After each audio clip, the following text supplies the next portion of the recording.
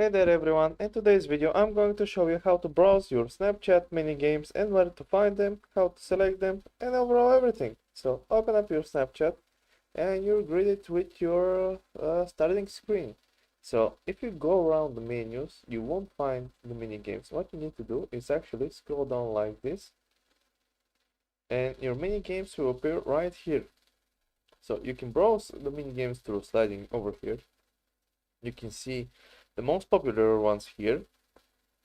But if you click all minis, you can see all the mini games are here. If you have games and mini games, and here are just sorted by uh, alphabetical order. And to play any, you just need to select them.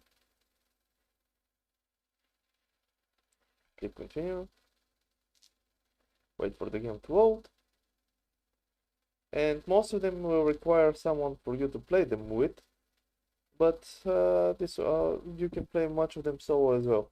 And that's pretty much it. Hope this helped. If it did, leave a like and subscribe, and see you next time.